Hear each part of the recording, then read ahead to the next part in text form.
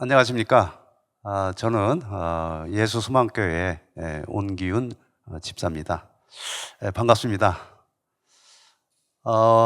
오늘 여러분들께 제가 말씀을 좀 드리려고 하는 내용은 선진 한국 경제의 그 실상과 과제라고 하는 그런 내용이 되겠습니다.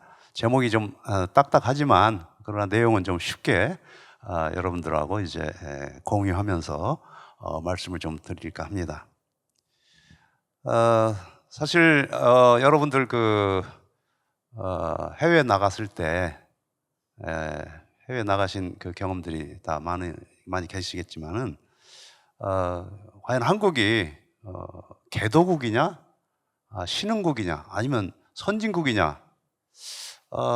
여러분들 외국에 나가서도 상당히 포지션을 정하기가 어려웠을 거예요. 사실 외국에서는 한국을 어떤 경우에는 개도국으로 이렇게 간주를 하고 또 어떤 경우에는 선진국으로 이렇게 또 취급을 하고 있었습니다. 예를 들어서 우리가 이제 농산물을 우리가 수입할 때 우리나라는 개도국의 대접을 받았습니다. 그래서 농산물 수입할 때 조금 그 수입에 있어서 조금 우리가 보수적으로 수입을 좀 덜 할 수 있도록 좀 장벽도 다른 나라에 비해 선진국에 비해서 좀 높게 설정을 받았고 뭐 그런 그 개도국 대우를 받았고, 또 예를 들자면 우리 요새 문제가 되고 있는 온실가스, 지구 온난화의 주범이죠. 온실가스를 감축하는 문제에 있어서도 한국은 개도국의 그 취급을 받았습니다. 그래서 조금 온실가스 감축에 있어서도 선진국에 비해서는 조금 그 감축의 정도가 좀 완화되는 그런 대접을 받았죠. 이런 측면에서는 우리나라가 개도국의 그 대우를 받았고, 또 우리도 스스로가 개도국 대우를 받기를 원했습니다. 왜? 우리한테 유리하기 때문에.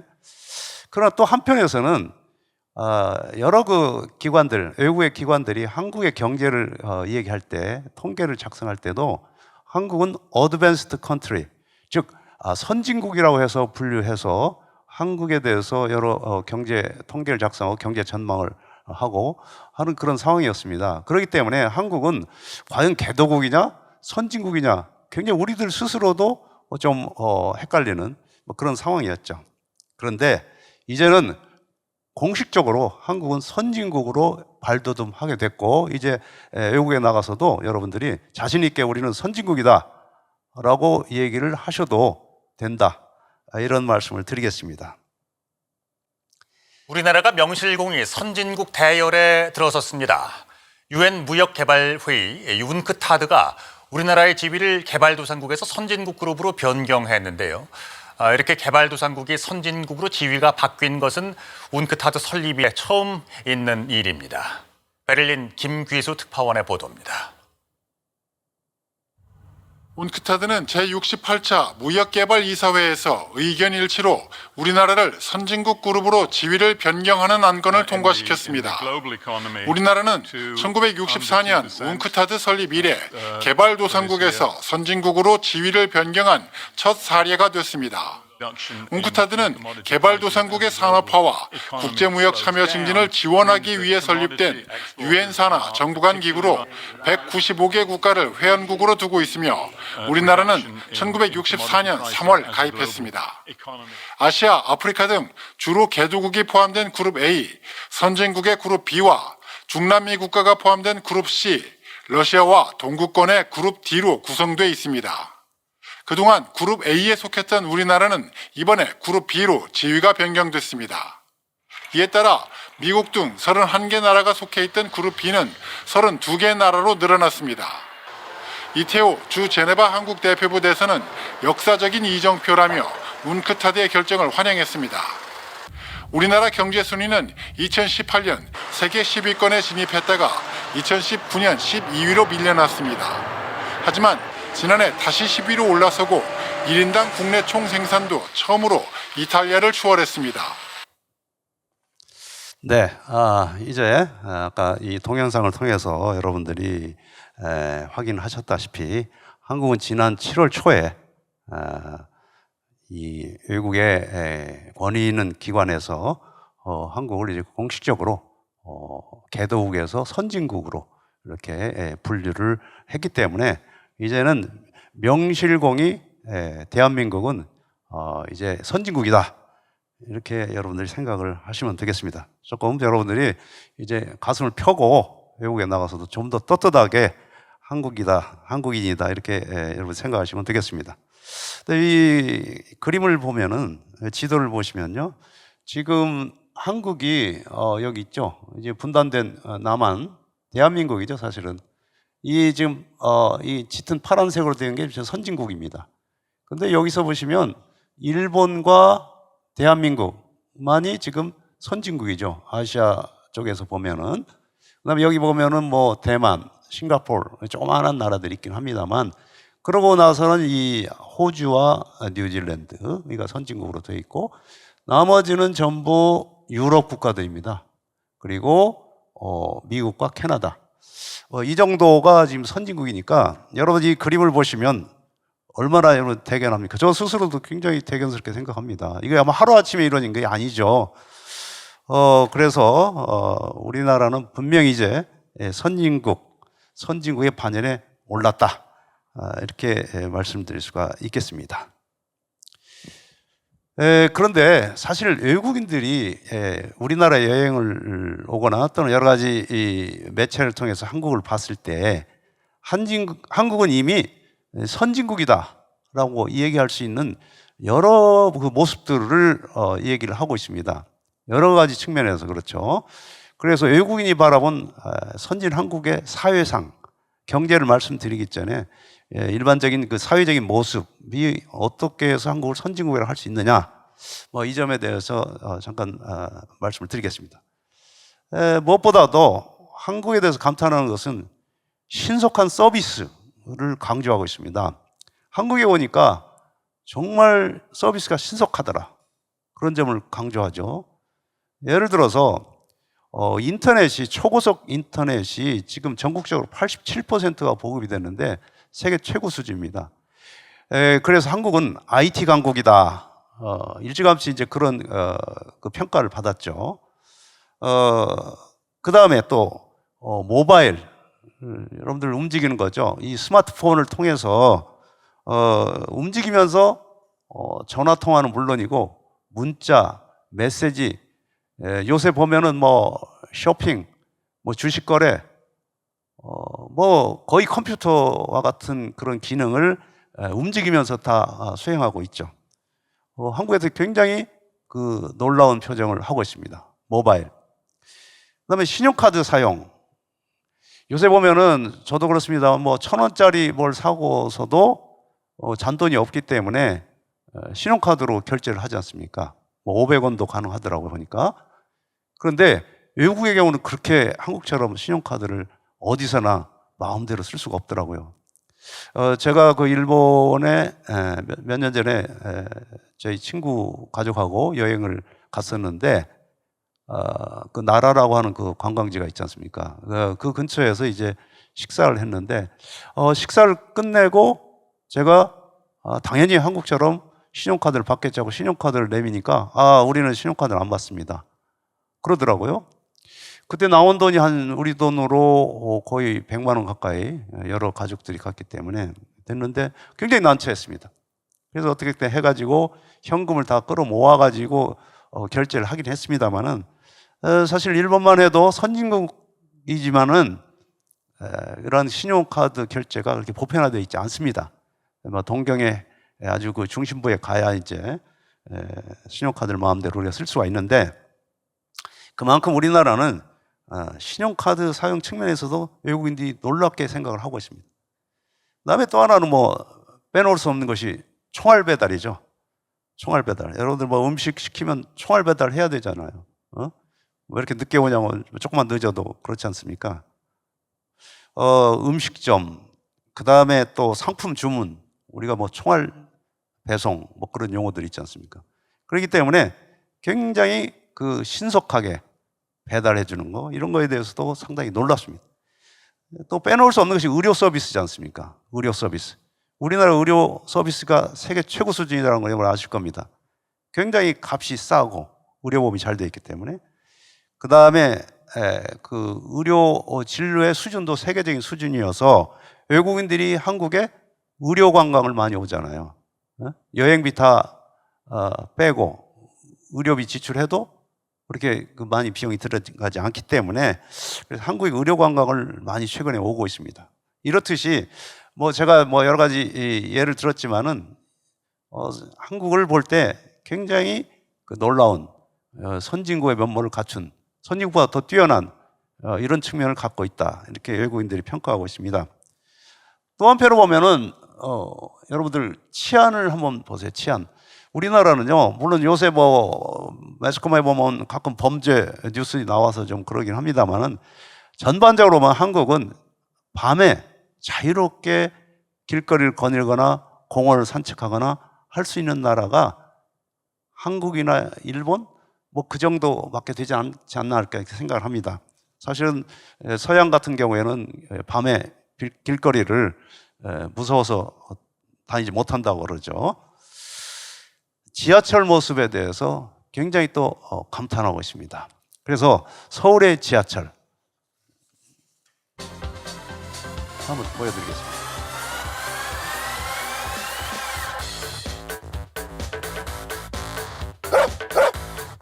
세계에서 많은 화제를 끌고 있는 한국의 시설이 있습니다. 우리가 실생활에서 늘 이용하는 이것, 외국인들이 경험해보고는 극찬을 마다하지 않는 이것. 2019년 세계 대중교통협회에서 최고의 기술을 가졌다고 인정받은 이것은 바로 서울 메트로의 지하철입니다. 우리나라 국민이라면 이미 일상의 한 부분이 되어 크게 느끼지는 못하지만 한국의 지하철은 이제 세계 어느 나라의 것과 비교하더라도 한 차원 높은 단연 세계 최고의 기술력과 시스템을 보유하고 있습니다. 2010년대에 이르러서 이미 외국에서는 우리나라의 지하철에 관심을 보이기 시작했는데요.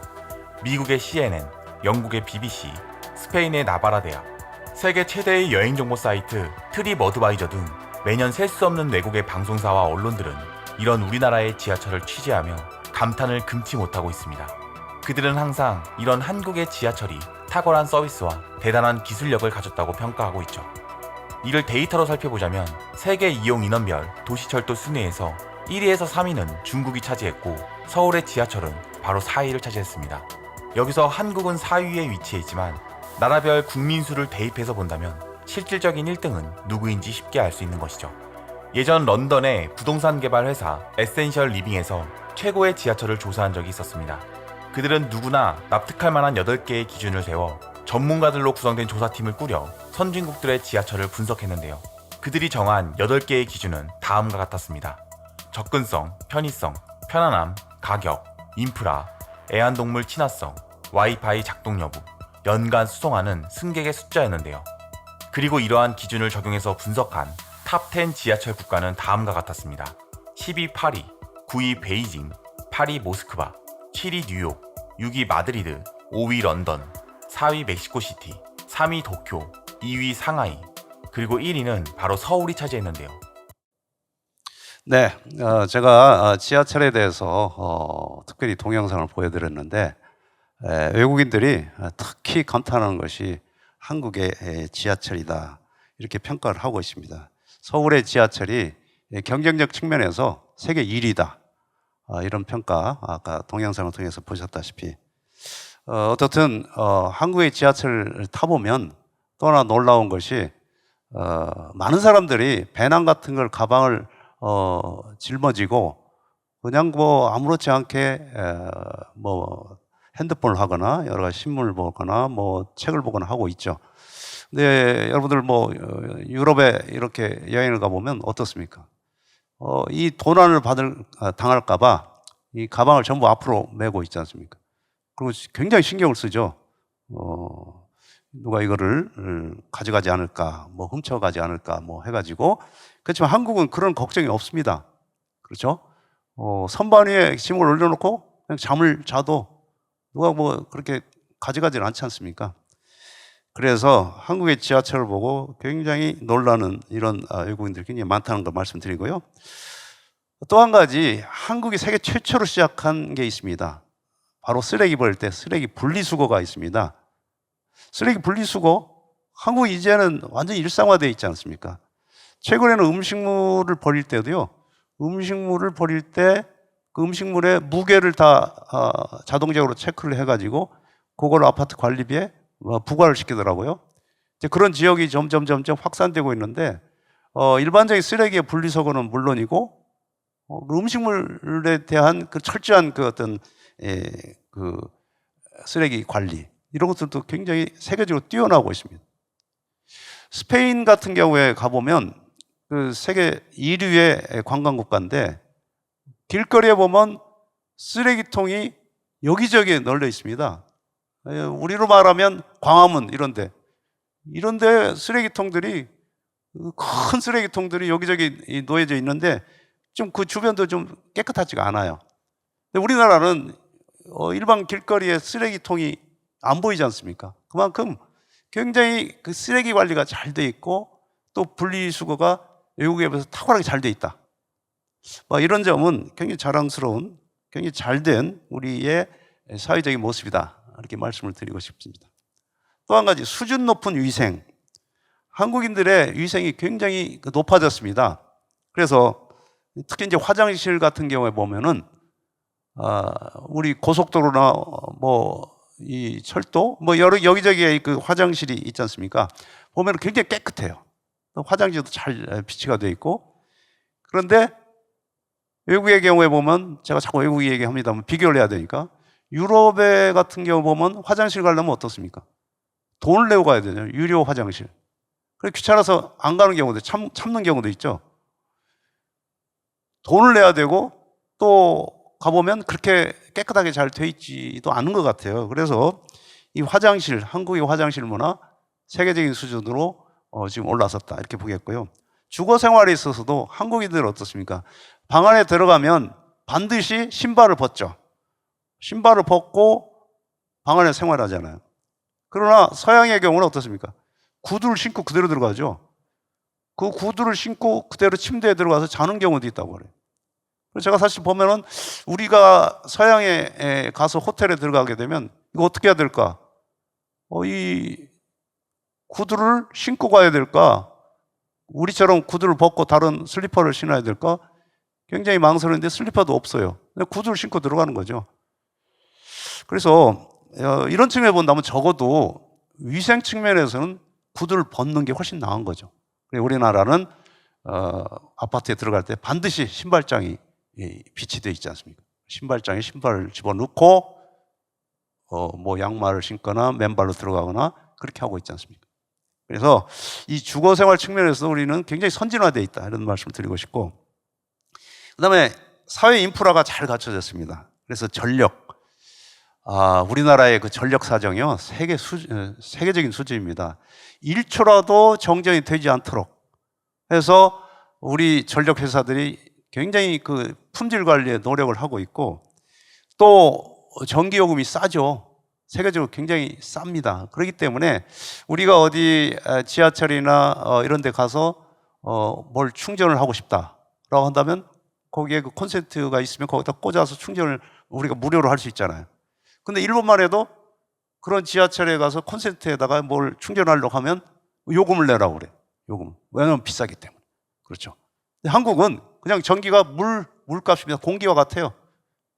너무 싸고 너무 편리하게 우리 이용할 수가 있기 때문에. 그렇죠. 그다음에 가스, 수도 굉장히 잘 돼 있죠. 우리 물값 굉장히 싸잖아요. 우리나라는. 그다음에 도로망. 요새 보면 도로가 사통팔달 전국적으로 터널도 많이 뚫려 있고, 그다음에 철도, 그다음에 도로, 고속도로 할 것 없이 굉장히 잘 갖춰져 있습니다. 자, 이런 것들, 그동안에 외국인들이 한국을 바라봤을 때 한국은 이미 선진국 이상의 모습을 갖추고 있다라고 하는 이런 점들을 제가 말씀을 드렸습니다. 그러면 이제 경제적 측면에서 과연 그 사회적인 이런 모습뿐만 아니라 경제적으로 선진국이 돼야 되겠죠. 그러면 그런 측면에서 한국의 경제력에 대해서 한번 말씀을 드리도록 하겠습니다. 한국의 경제력, 무엇보다도 한국은 한국전쟁 이후에 6.25 이후에 최빈국에서 세계 10위 경제 대국으로 도약했습니다. 최빈국. 국내 총생산을 보면요, 이제 우리가 이거 GDP라고 하잖아요.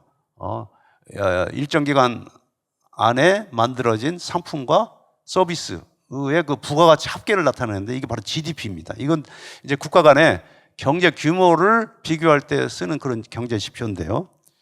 우리가 1953년에 한국전쟁이 끝났잖아요. 1953년에 우리나라의 GDP, 국내 총생산 금액은 13억 달러였습니다. 그런데 작년의 경우에 우리가 1조 6,309억 달러니까 엄청난 규모로 GDP가 확대가 됐고 세계 10위를 기록하게 됐다. 10번째. 그래서 우리보다 GDP 규모가 큰 나라가 바로 미국이 세계 1위죠. 그다음에 중국, 일본, 독일, 영국, 인도가 여기 들어가 있는 인도는 인구 규모가 많기 때문에, 인구 수가 많기 때문에 전체 GDP 규모는 클 수밖에 없습니다. 1인당으로 굉장히 작죠.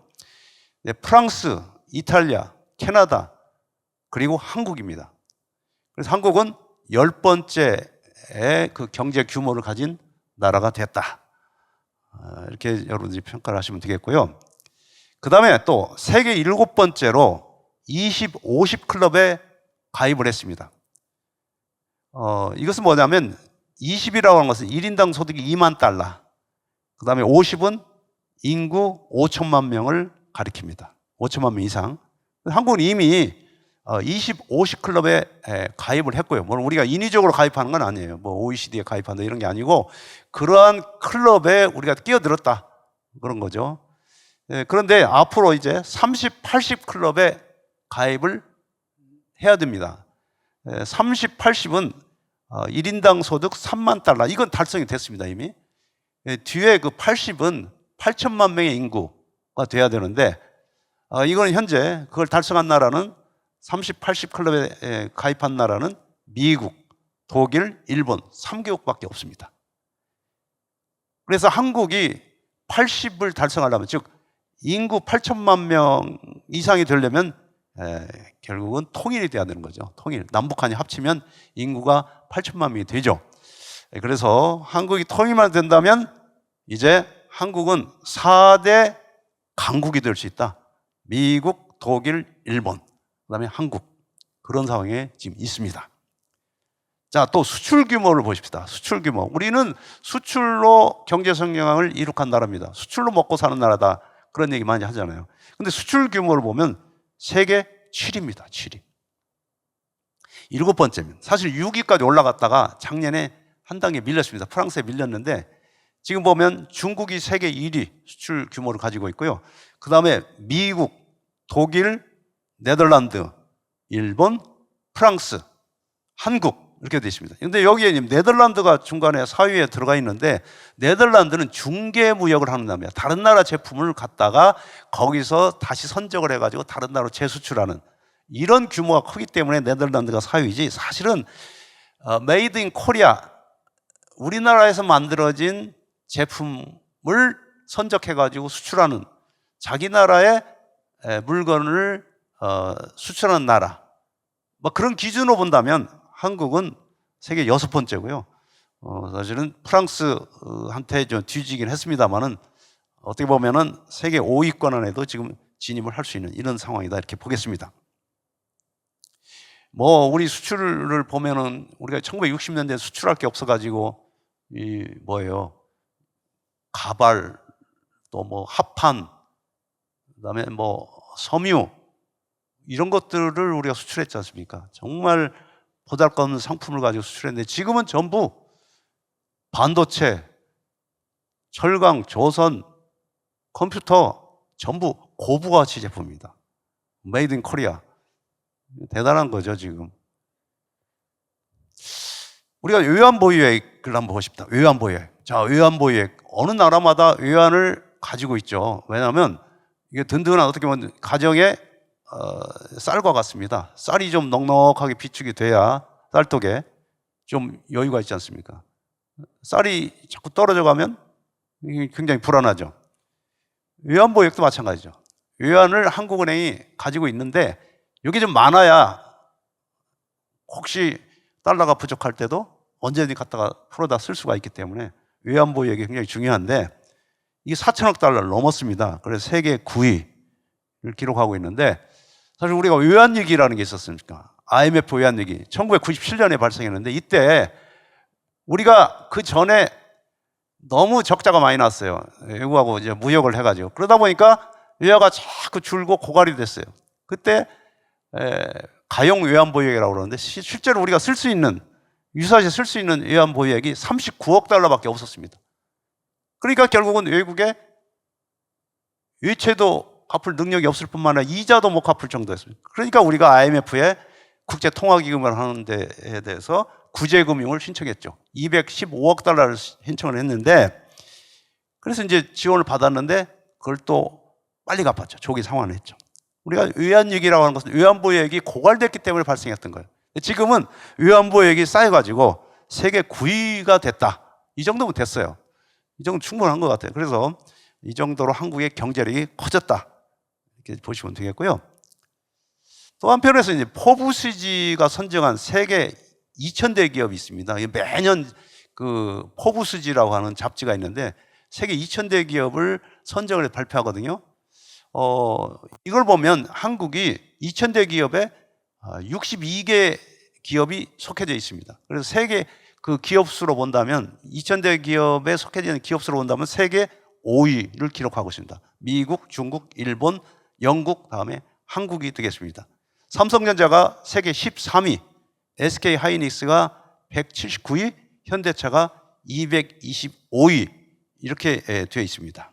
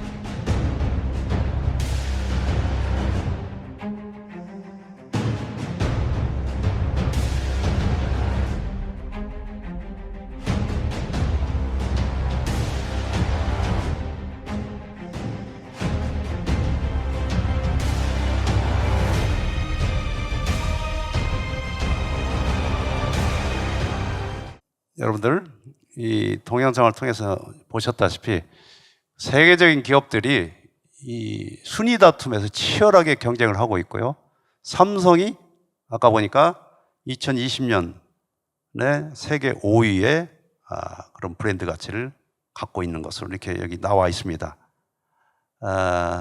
그래서 과거에는 존재감조차 없었던 한국 기업들이 이제는 세계 유수의 기업들과 인텔이나 구글이나 마이크로소프트 이런 기업들과 어깨를 나란히 하고 있고 때로는 이들 기업들보다도 더 앞서는 이러한 그 시기도 있었지 않습니까? 그래서 한국의 기업들이 세계적으로 큰 지금 브랜드 가치를 자랑하고 있고 또 맹활약을 하고 있다.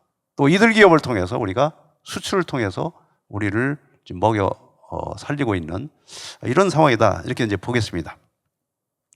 맨 밑에 보면 이제 국가 신용 등급을 또 얘기하지 않을 수가 없습니다. 국가 신용 등급. 이 국제 신용 평가 기관들이라는 게 있어요. 국가에 대해서 신용 평가를 하죠. 그 나라의 재정 상태가 양호하냐, 또는 여러 가지 그 사회적인 여러 가지 그 환경이 제대로 되어 있느냐, 경제가 제대로 되어 있느냐 등등 여러 가지를 평가하는데요. 한국은 국가 신용 등급이 AA2라고 되어 있습니다. AA2인데 좀 어렵죠. 근데 이건 뭐냐면 가장 위에 있는 게 A가 3개입니다. 트리플 A. 이제 뭐 예를 들면 아시아 같으면 싱가포르가 트리플 A인데 그 다음에 밑에가 이제 더블, 이제 A 2개짜리가 시작되는데 A1, A2 이렇게 됩니다. AA2, AA1, AA2 이렇게 되는데 한국은 하여간 위에서 맨 위에서 세 번째인데 이것은 굉장히 높은 겁니다. 왜냐하면 그 밑에 또 굉장히 많아요. A 3개짜리가 있고 더 낮은, 그 다음에 B 등급이 또 쭉 있고 B도 3개, B도 2개 뭐 이런 식으로 해가지고 있는데 한국은 아시아에서 싱가포르에 이어서 두 번째로 국가 신용 등급이 높고요. 그 다음에 일본, 중국보다 높습니다. 일본은 지금 하나입니다. A 한 개만 붙여졌어요. 중국도 마찬가지. 그러니까 한국은 국가 신용 등급이 굉장히 높아졌다. 그것은 무엇보다도 왜 이렇게 높으냐면 한국의 지금까지는 국가 재정 상태가 굉장히 양호했습니다. 국가 채무가 그렇게 많지 않고 한국은 굉장히 여러 측면에서도 높게 평가만 하고 그렇기 때문에 한국의 국가 신용 등급도 굉장히 안정적으로 지금 유지가 되고 있다라는 거 말씀을 드리겠습니다. 자, 그러면 여기 표에다가 제가 지금까지 여러 가지를 말씀드렸는데 경제적 측면에서 본다면 한국의 현재와 건국 당시를 비교를 해봤습니다. 우리나라의 명목 GDP를 보시면 정부 수립 직후인 1953년에 13억 달러에 불과했습니다. 그런데 이것이 2020년 작년에는 1조 6,300억 달러를 기록했습니다. 그래서 작년을 그 정부 수립 직후인 1953년과 비교해 보면 국내 총생산 즉 GDP 규모가 1255배로 증가했고요. 1인당 GNI, 1인당 국민소득이거든요. 이게 GNI는 좀 전문 용어가 되어서 여러분들 이해하시가지고 어떨지 국내 총생산인데요. 총국민소득인데요. 총국민소득 즉 1인당 국민소득인데 이것을 보면 67불에서 정부 수립 직후 르완다 수준에서 지금은 32,800불, 33,000불을 넘었다가 작년에 코로나 사태 때문에 자꾸 줄긴 했습니다. 32,000불을 넘었기 때문에 약 490배로 증가했다. 수출 규모 27,000배 이상 증가했습니다. 그래서 정부 수립 직후에 2천만 달러에 불과했던 수출 규모가 5,400억 달러 이상으로 늘었고요. 외환보유액 이건 뭐 엄청나게 늘었습니다. 11만 6천 배 이상 늘었죠. 그 다음에 자동차 대수를 보면 이 정부 수립 직후에 보니까 15,000대에 불과했는데 작년 기준으로 2,400만 대를 넘었죠. 그래서 약 1,600배 이상 늘었다. 이렇게 보겠습니다. 그래서 세계은행이라고 하는 기관이 있는데요. 세계은행은 한국 경제가 이룬 성과를 고도 성장을 구가한 아시아 국가들 중에서도 경제 기적을 이룩한 대표적인 사례다. 이렇게 평가를 했습니다. 여러분들 아시아의 4마리 용이라고 하는 얘기가 있었어요. 아시아의 4마리 용. 바로 한국, 대만, 홍콩, 싱가포르라고 그랬죠. 그러나 지금은 한국은 대만과 비교할 수 없을 정도로 경제 규모가 커졌죠. 1인당 국민소득도 우리가 더 많습니다. 그 다음에 싱가포르, 글쎄, 이 싱가포르는 도시국가 국가이기 때문에 뭐 우리하고 비교하기가 상당히 쉽지는 않습니다만 경제 규모 측면에서는 한국이 월등히 크죠. 홍콩보다도 크죠. 그렇기 때문에 아시아의 4마리 용 중에서 가장 그 성공적인 우리가 경제 성장을 한 대표적인 사례로 이렇게 평가가 되고 있습니다. 이러한 그 경제 기적을 이룰 수 있었던 그 배경을 보면 경제개발 5개년 계획이라는 게 4차례에 걸쳐서 이제 시행이 됐고, 그 다음에 수출 주도형 공업화 정책을 썼습니다. 그래서 우리가 이 내수 위주의 그런 소비재 산업을 육성하기보다는 수출 주도형으로 공업화 정책을 취했기 때문에 그게 상당히 이 성과를 냈다 이렇게 보겠고요. IT 산업을 일찍이 육성했어요. 우리나라는 아파트와 같은 밀집 주거 형태이기 때문에 인터넷을 보급하기가 매우 쉬웠습니다. 용이했습니다. 그렇기 때문에 그걸 이용해서 인터넷망을 깔고 여러 가지 중계기를 설치하고 해서 세계적으로 인터넷 보급 속도에서 그 최고를 달리는 그런 나라가 됐죠. 그래서 IT 산업의 육성이 굉장히 성공을 했다 이렇게 보겠고요. 그 다음에 기업 구조 조정도 아주 많이 했습니다. 그래서 뭐 대우그룹 같은 경우 막 해체도 했죠. 구조 조정 한다고 그래가지고. 그 다음에 많은 은행들도 간판을 다 바꿨습니다. 다 없어지고 간판을 내리고요. 여러분들 옛날에 보면 제일은행이라는 게 있었지 않습니까? 지금 없어졌죠. 조흥은행 없어졌죠. 뿐만 아니라 많은 은행들이 다 간판을 내렸습니다. 이건 뭐냐면 구조조정을 그만큼 철저하게 했다는 거죠. 한국이. 그래서 이러한 것들이 그동안에 한국 경제의 견실한 성장, 빠른 성장을 가능하게 했다. 이렇게 보겠습니다. 자, 그렇다면 이제 좀 마무리를 해 나가겠습니다. 경제 발전의 원동력이 뭐였느냐 잠깐 말씀드리죠. 그러면 한국이 왜 이렇게 세계적으로 가장 빠른 경제 성장을 이룩하고 그야말로 개도국에서 유일하게 선진국으로 이렇게 발돋움할 수 있었고 이제는 세계 5대 강국을 이제 우리가 목표로 해서 이제 노력하고 있느냐. 그 원동력이 뭐냐라고 하는 걸 우리가 잠깐 살펴볼 필요가 있습니다. 첫 번째는 한국인의 DNA를 들 수가 있습니다. 강한 성취 동기와 의지를 들 수가 있죠. 우리가 한국전쟁 끝나고 폐허였지 않습니까? 폐허. 아무것도 먹을 게 없어가지고 미군으로부터 원조를 받고 미군이 주는 무슨 구호물자 이런 거 따라다니면서 뭐 우유, 껌 이런 거 받아서 초콜릿 받아 먹고 했던 기억이 납니다. 저도 납니다. 그렇지만은 그 어려움과 가난을 극복하고 우리가 좀 잘 살아보자라고 하는 우리가 의지를 우리가 전부 가졌고 또 그걸 통해 실제로 이제 많은 경제 재건을 위한 노력을 했습니다.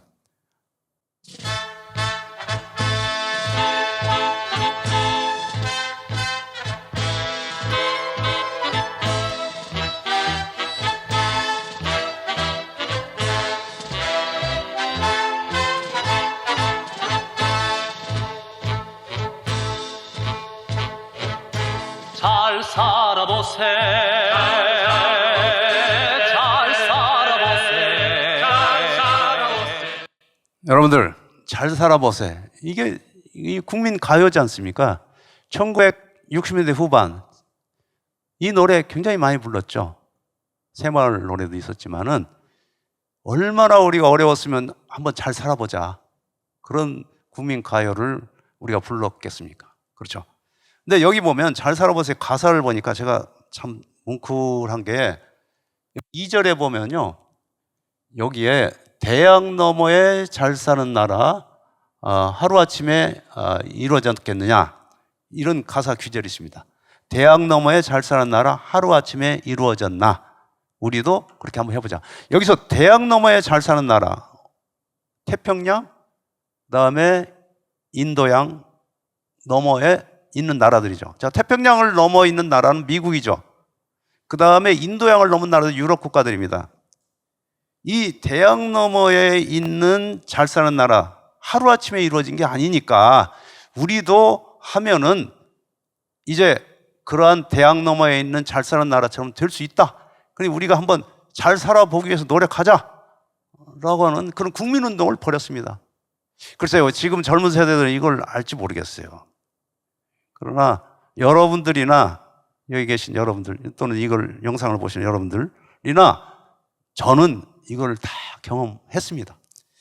자, 그렇게 해서 우리는 하면 된다라고 하는 불굴의 정신이 우리가 특히 우리 민족에 있었기 때문에 그것이 바탕이 돼서 우리나라가 이 빠른 경제 성장을 할 수가 있었다 이렇게 보겠습니다. 위기 극복 정신이 있었습니다. 여러분들 금모으기 운동이라는 게 있지 않습니까?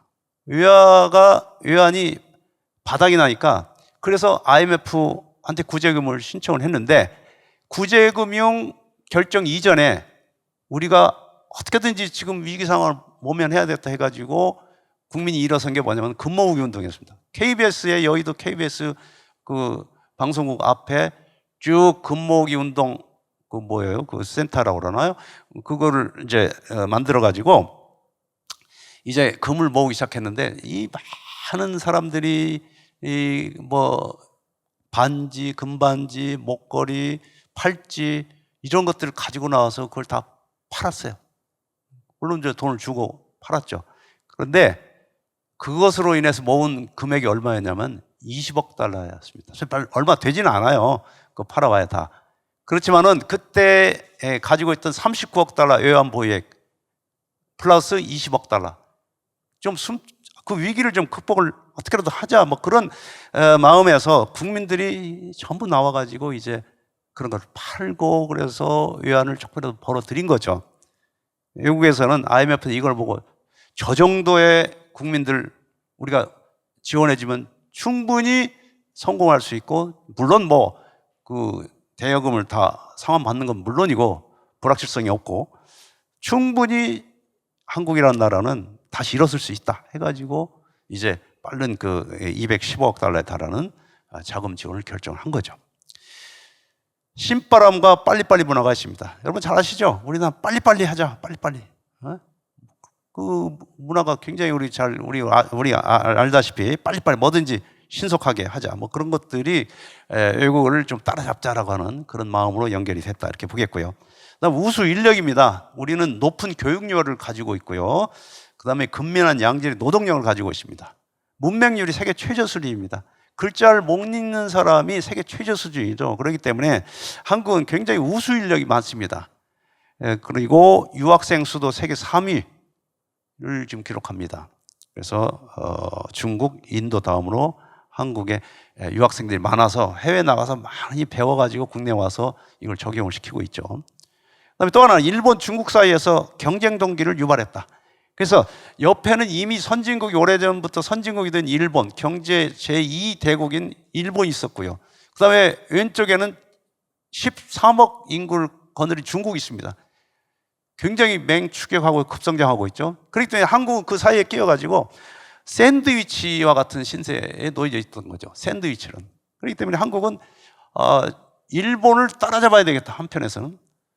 또 한편에서는 왼쪽에서 보면 중국에 따라잡아서는 안 된다라고 하는 그 위기감 이런 것들을 항상 가지고 있었습니다.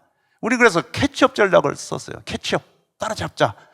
일본을 따라잡자. 그 요새는 보면 반도체나 이런 쪽에서 일본을 이미 따라잡았잖아요. 일본을 따라잡은 게 많아요. 핸드폰 이미 따라잡았어요. 그래서 이미 이러한 캐치업 전략이 상당히 성공을 거뒀고 이제는 우리가 맨 앞에 가고 있는 이런 상황입니다.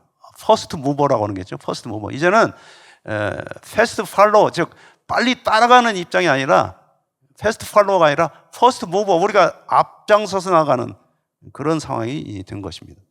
제가요, 사실은 여기다가 제가 말씀을 안 드리겠지만 경제 발전의 원동력으로서 사실 우리 기독교, 우리 문화, 기독교 정신 이걸 사실 빼놓을 수가 없어요. 뭐냐면 제가 사실 저는 일본에서 유학을 했거든요. 근데 일본에 유학을 가기 위해서 제가 한번 통계를 찾아봤어요. 근데 일본의 기독교 인구가 얼마나 될까? 통계를 찾아보니까 1% 정도밖에 되지 않았어요. 1%. 근데 한국은요, 기독교 인구가 뭐 20% 가까이 되지 않습니까? 뭐 천주교까지 합하면 더 넘죠. 한국은 일본하고 비교할 때 기독교 인구가 굉장히 높아요. 그러면 이 기독교가 경제 성장에 어떤 기여를 하느냐? 저는 기독교는 바로 굉장히 다이나믹합니다.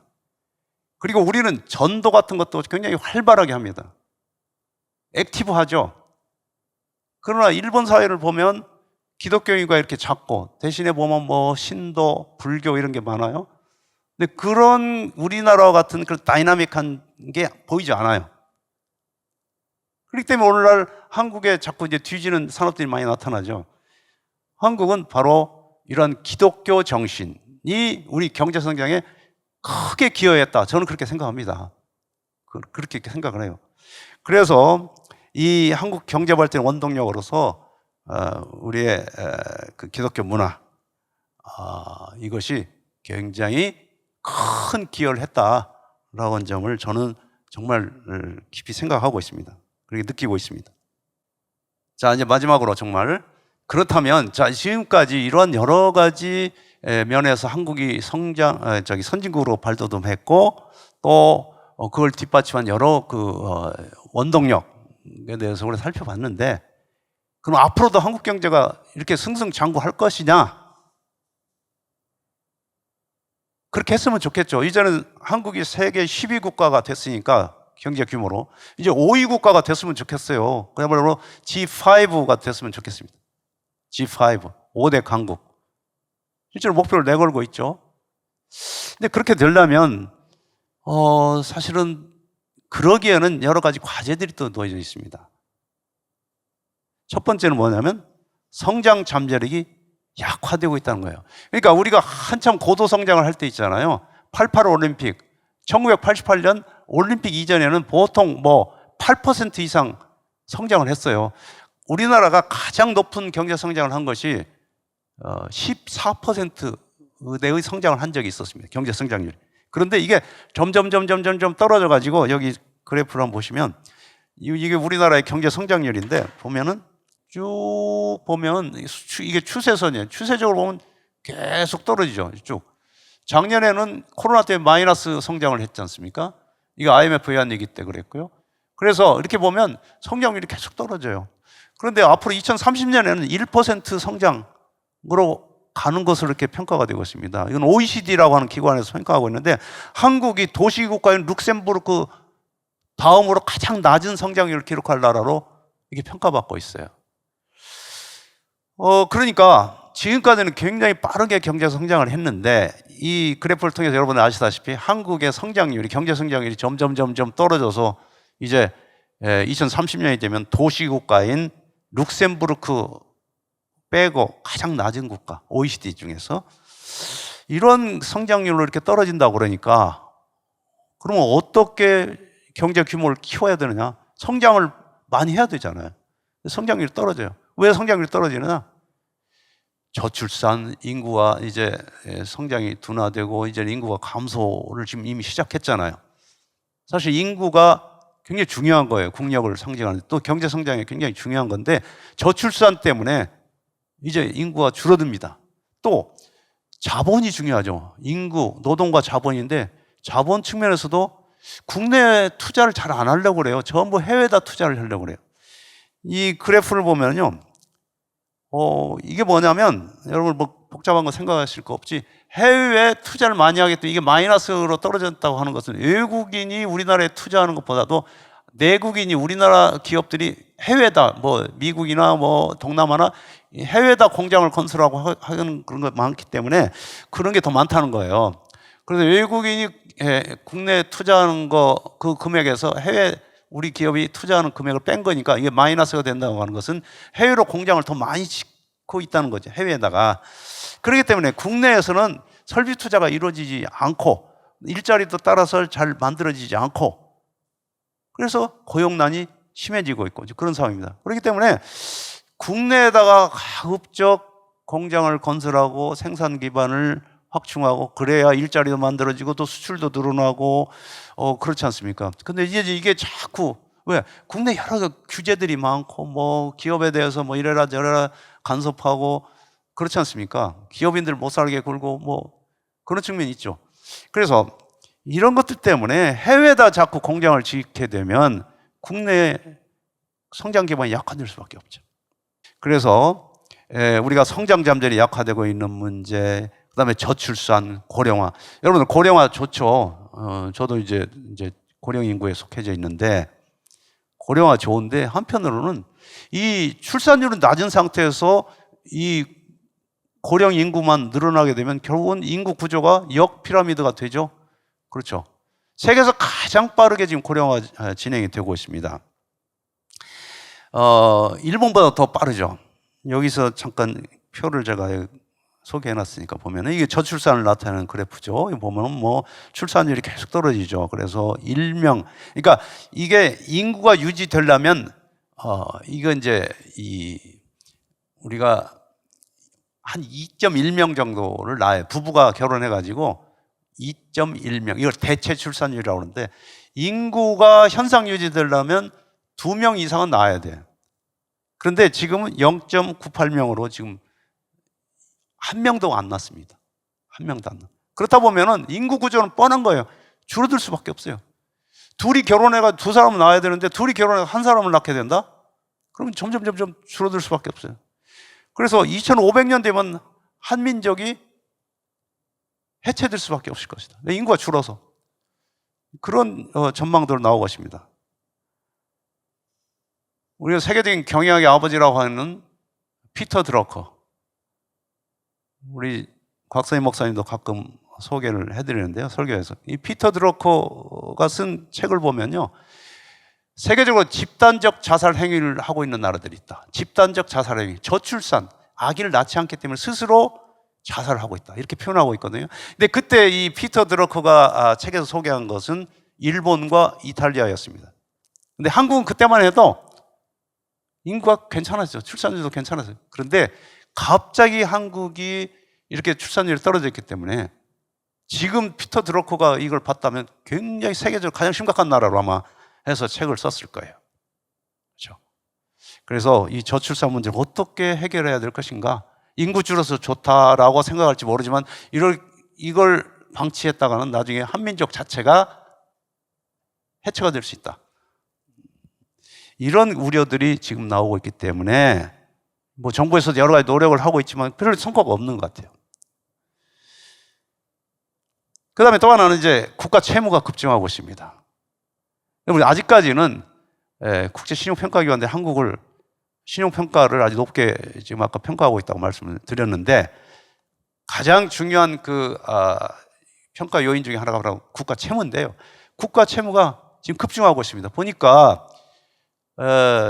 세계적으로 국가 채무가 가장 많은 나라가 일본입니다. 일본이 지금 GDP 대비로 국가 채무 비율이 230%를 넘었거든요. 근데 한국은 지금 이제 40%를 넘었죠. 굉장히 낮아요. 그러나 그 증가 속도가 굉장히 빠릅니다. 한때 35% 정도 했다가 한 2, 3년 사이에 40%를 넘은 건 지금 4%인가요?